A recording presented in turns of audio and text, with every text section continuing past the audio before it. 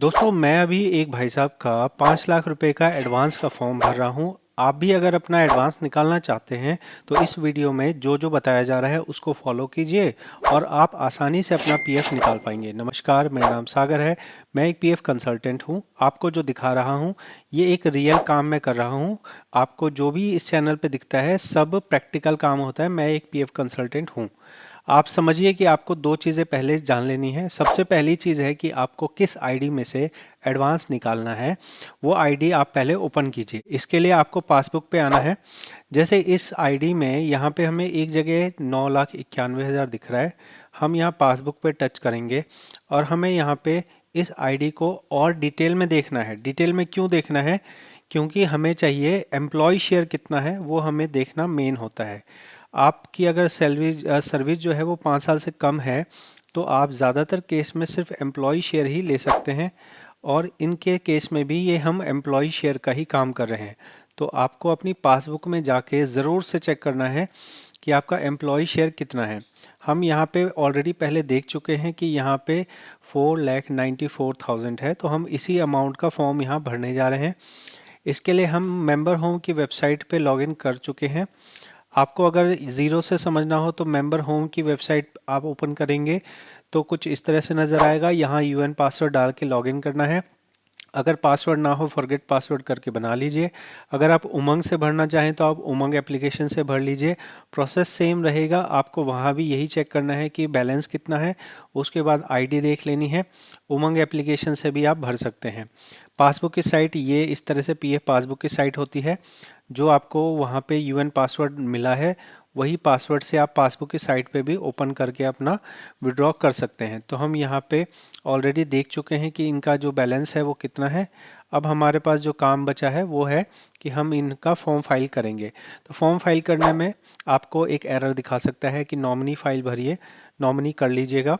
उसके बाद दूसरी बात यह है कि बैंक की डिटेल, तो बैंक की डिटेल इनकी सही है। ब्रांच आपने ना बदला हो ये ध्यान रखिएगा।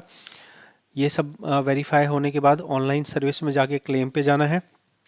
उसके बाद यहाँ पे जो आपका अकाउंट नंबर पीएफ में रजिस्टर्ड है वही अकाउंट नंबर आपको डालना है। बाय चांस अगर आप इसको बदलना चाहें तो आप इसे बदल भी सकते हैं। मैनेज में जाके केवाईसी में जाइए, वहाँ से अपनी बैंक डिटेल पहले आप चेंज कर सकते हैं। हमने यहाँ अकाउंट नंबर एंटर किया, हमने वेरीफाई किया, प्रोसीड किया। प्रोसीड करते ही हमारे पास ये ऑप्शंस आ रहे हैं। आपके केस में अगर आप जॉब कर रहे हैं तो सिर्फ एक ही ऑप्शन आएगा, फॉर्म 31। आप फॉर्म 31 सेलेक्ट कर लेंगे। उसके बाद यहाँ सर्विस सिलेक्शन की बात है तो हमारे केस में यहाँ पे हमारी जो सर्विस है वो हमने सेलेक्ट कर ली। उसके बाद जो हम सिलेक्ट कर रहे हैं यहाँ पे हमारे नॉर्मल केस में हम सिलेक्ट कर रहे हैं और नॉर्मल केस में हमारे पास यहाँ पे जो हम निकाल सकते हैं वो मैक्सिमम एम्प्लॉय शेयर निकाल सकते हैं।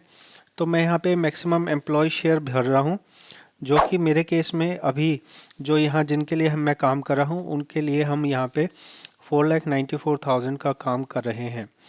अगर आपको भी इस तरह से अपना खुद से फॉर्म भरना है आप भर सकते हैं। और अगर आपको ऐसा लगे कि आपको मेरे से काम करवाना है तो आप मेरे को डिटेल दीजिए। मैं आपकी डिटेल चेक करूँगा, जो बेस्ट होगा आपके लिए वो आपको बता दूंगा। एड्रेस में ध्यान रखें कि एड्रेस आपको ऐसा नहीं कि कोई आपको बिल्कुल एड्रेस एग्जैक्ट होना चाहिए। यहाँ पे ज़्यादा एड्रेस का कोई रोल नहीं होता है।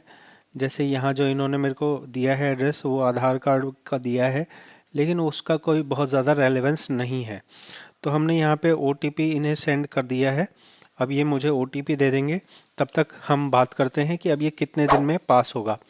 5 लाख तक का क्लेम जो है वो 3 दिन में भी पास हो सकता है, लेकिन पीएफ ऑफिस कहता है कि 72% जो है 72 आवर्स के अंदर सिर्फ हम 70 से 80% फॉर्म पास करते हैं। तो जब मैंने इनका फॉर्म भरा तो मुझे ये एक्सपेक्टेशन है कि ये 3 दिन में भी पैसे आ सकते हैं।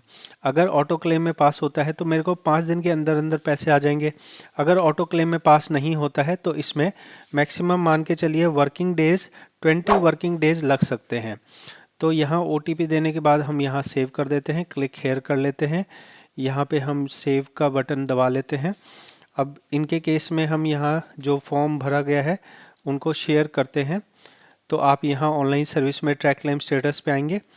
देखिए इन्होंने पहले कभी फॉर्म नहीं फाइल किया है, जो इनके रिक्वायरमेंट है उसके हिसाब से हम यहाँ पे फाइल कर रहे हैं। अभी जो हमने 5 जनवरी को फाइल किया है ये लेटेस्ट मेथड है। आज के दिन में ओल्ड पॉलिसी ही चल रही है। जो न्यू पॉलिसी आएगी, जब वो आएगी तब न्यू पॉलिसी के हिसाब से भरा जाएगा। अभी के लिए जो पुराने नियम हैं उन्हीं के अंदर आप फॉर्म भर सकते हैं। तो अगर आप अपना एडवांस भरना चाहते हैं तो जो मैंने मेथड दिखाया, जो बताया, उसको फॉलो करके आप खुद से अपना फॉर्म भर सकते हैं। अगर आपसे ना होता हो या आप ज़्यादा वैल्यू है, ज़्यादा आप कॉन्फिडेंट होकर भरना चाहते हैं, आप मुझे कांटेक्ट कर लीजिए व्हाट्सएप में, और मैं आपकी वैल्यूज़ को देखकर उसके बाद प्रिसाइजली बता सकूंगा कि आपका कितना अमाउंट निकल सकता है और कितने दिन में निकल सकता है। आशा करूंगा ये वीडियो आपके लिए हेल्पफुल रही हो। इसके अलावा कोई भी प्रॉब्लम हो आपको, आप ज़रूर से मेरे और वीडियोस को जाके चेक कर सकते हैं। बहुत बहुत धन्यवाद।